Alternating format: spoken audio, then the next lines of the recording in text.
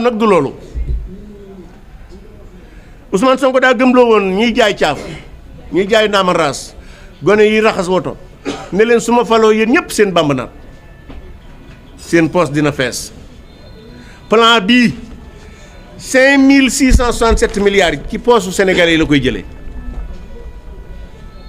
waxoon naa leen ko fi bis ne leen parce que balaa tàggoog Sénégal ku daan joxe asaka da nga yalwaani kon ñi doon xaar ne seen bamba dana naat ci nguuru Diomaye ak Sonko nañ ko teg fi suuf seen bamba du ci naat au contraire dinañ yokk taxes yi dinañ yokk impôts yi te duñ yokkal dara Sénégalais yi mais li gën a ce qu'il faut retenir surtout c'est le caractère le fait que le président de la République moom moo war a définir la politique de la nation le premier c'est substitué à lui et d'ailleurs boo xoolee même communiqué bi mujj du conseil des ministres dañ ne le texte a été adopté en conseil des ministres texte bi lan la loi la wala décret bu dee loi daa war a dem assemblée nationale avant ñu di ko yóbbu ci mbedd mi bu dee décret daa war a génn journal officiel autrement dit comme li ma leen wax sànq c'était un théâtre politique pour donner l'impression que ñi ngi xalaat ak liggéey xalaatuñu liggéeyuñu indi nañ fi projet mujjul fenn agenda 2050 damay wax ne du projet du plan du programme c'était un pamphlet politique pour préparer les législatives bii itam nag se soupçonne que c'est pour préparer quelque chose maintenant Ousmane Sonko bi muy def dëgg nee na woon Diomaye bu mënul na ma jox ba daa bëgg a jël ba daa bëgg a jël kon encore une fois xam nga tey man personnellement su ma neexoon ma laisser deux parce que yàgg naa wax sénégalais yi waa Pastef yi baaxuñu sénégalais yi di ma tànqamlu tey jii képp koo xam ne même ñu àndoon ak ñoom te gëm leen am nga kersa parce que xam nga ne amuñu programme ils sont pas compétents duñu defar réew mi parce que li mu fi yàq bu doon toog ñu téeméer at du ko defar waxuma nag yàq gi mu fi fekk maintenant man en tant que défenseur de la République défenseur du Sénégal je crois que très honnêtement lii ma Ibrahima Ndoye def ak Mamadou Diouf jaaduwul waaye nag dama leen di bàyyi ak seen bopp parce que damay wax ne nit lu mu bañ dee fekk ko ci rek bu mu ko def benn ñaar ku ragalu dee kenn mënu ko ku ragalu dee kenn mënu ko te nag ñaar yi moom bis bu yàlla sàkk ma di ko waajal sama bopp bis bi may dee ak bis bi may dellu rëbës bagage yi mat na sëkk saa bu ñu ma fekkoon fii ci bunt bi bu ñu demee ma ànd ak ñoom dem amu ci benn problème parce que c'est un choix politique dama ko doon wax xale yi ma bokkaloon néeg boo ñëwee man leen yéen maa ngi yéen bokkuñu kaa yéen accident de parcours moo leen fi indi man choix politique moo ma fi indi xam nga xale buy dawal woto ba yàgg mu accidenté nit faatu ci mu yóbbu parce que c'est des accidents de parcours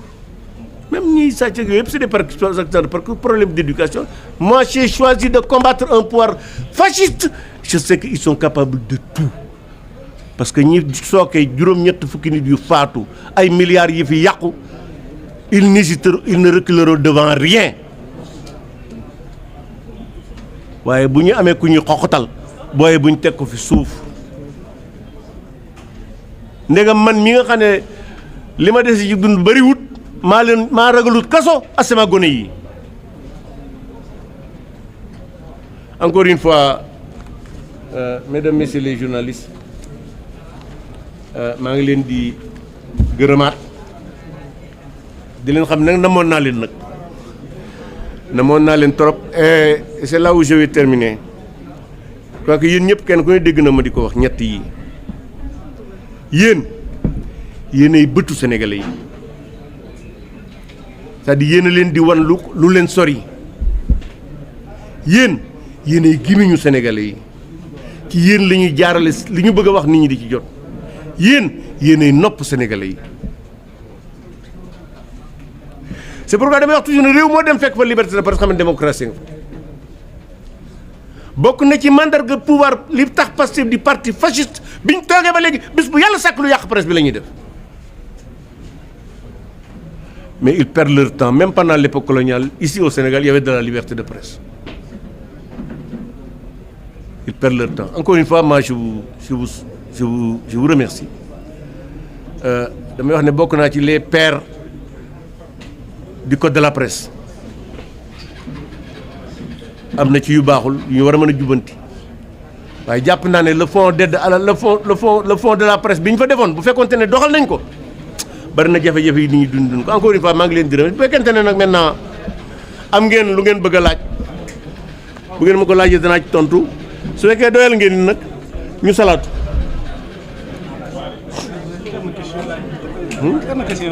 Ça dépend ci yéen rek.